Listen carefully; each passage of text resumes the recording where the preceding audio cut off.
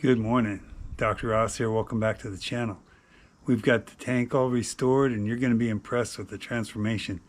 I used a Delphi cleaning system. It was pretty cheap too. It's like a $20 kit, but I bought 3 of them. You put the solution in the tank, you add water, you let it sit, you swish it around. I agitated it quite a bit too, and it's quite impressive what it did to the tank. I'm real happy with the result. And now we've got the new fuel gauge sending unit we can put in, new filter screen for the bottom. So the parts are here to put the tank back in, and we're going to go ahead and get it reassembled and get the spot cleaned out that it fits in and go ahead and get it put back in there. So let's get started.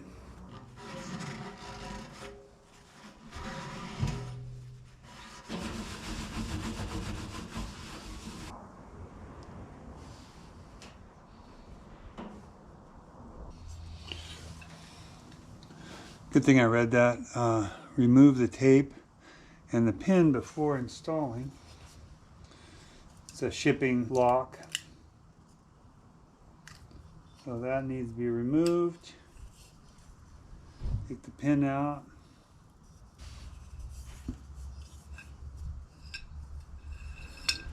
The float is free now.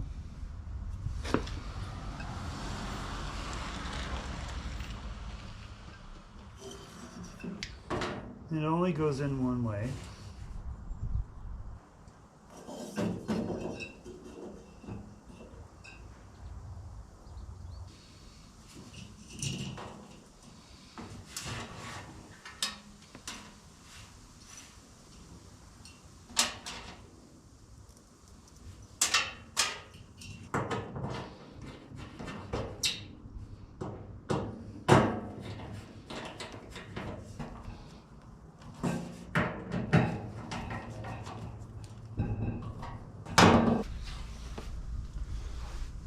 I'm going to use a little dish soap on here to help the rubber filler neck slide on when I get it up in there.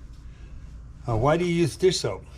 Well, there's a lot of things that you can use to make the rubber slippery when you're putting your rubber hoses on, but especially a petroleum-based product or grease or WD-40 or Vaseline will not only stay slippery forever and your hose can come back off, but petroleum products would attack the rubber surfaces.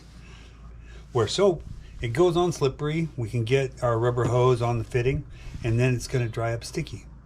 So I learned that in my tire experience, to use soap when you want rubber to be slippery for a minute, and then later on it'll get sticky and actually stick on.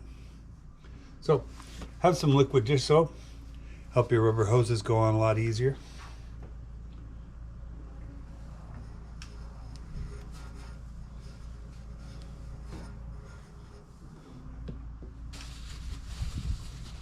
All right, let's get this bad boy back in.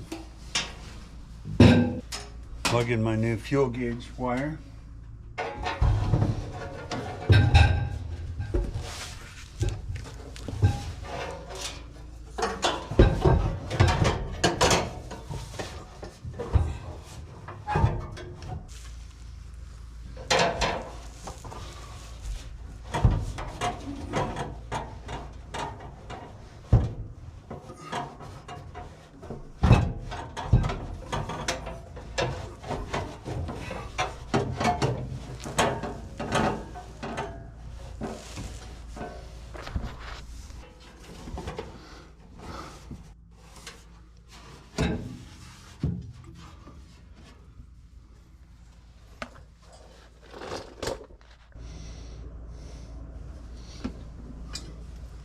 A little bit more dish soap,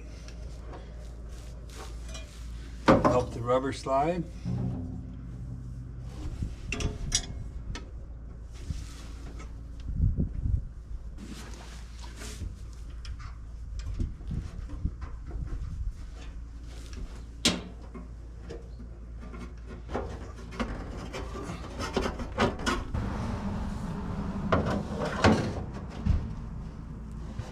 I forgot to show you, there's a foam gasket. This is the foam gasket. It tore, but I'm still going to use it. and it goes around the outlet hole here.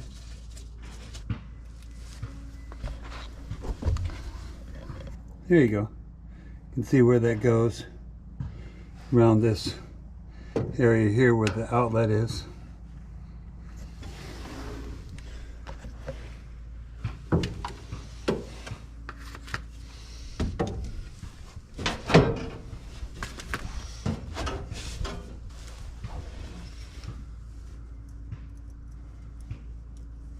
Couldn't get my ground in. Now I can still move the tank around a little bit.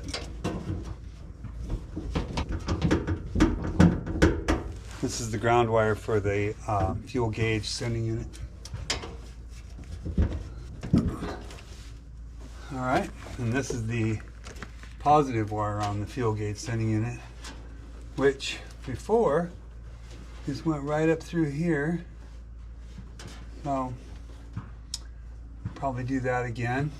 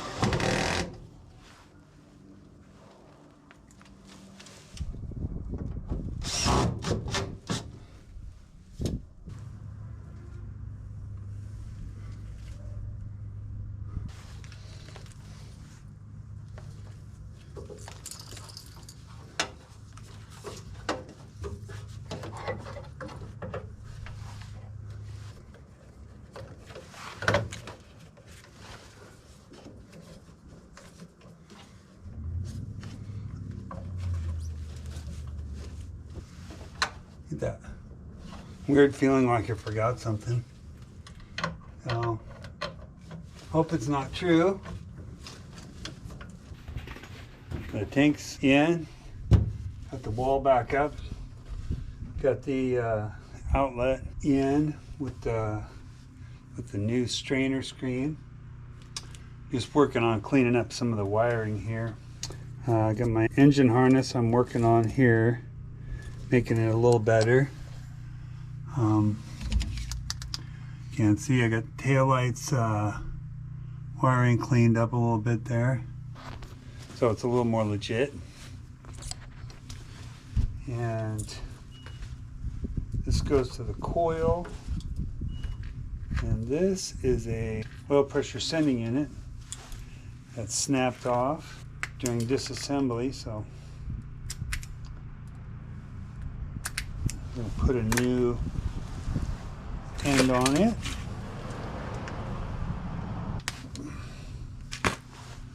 What's next after this? The carburetor was completely ruined by the sludge, so we're waiting for a new carburetor to come. Sludge was really terrible, the stuff that was in the tank.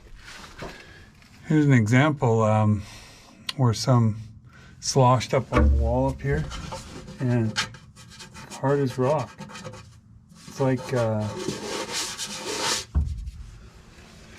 It's just solidifies itself when it gets the oxygen on it.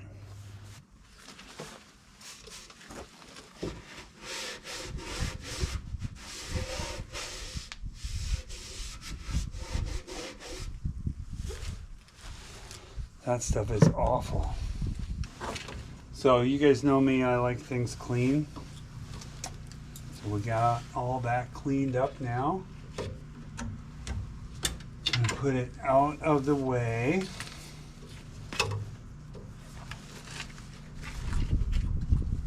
For installation of the motor.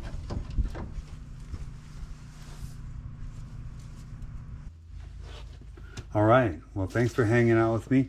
We got the tank all cleaned up and reinstalled. This is a great time to ask you to go down there and hit that like button and subscribe, because I really hope you come back in the next video. We're cleaning up the motor, putting on the new parts, and get it in here and get it running. So I can't wait to see you for that. That's it for today. Thanks for watching. Also, petroleum,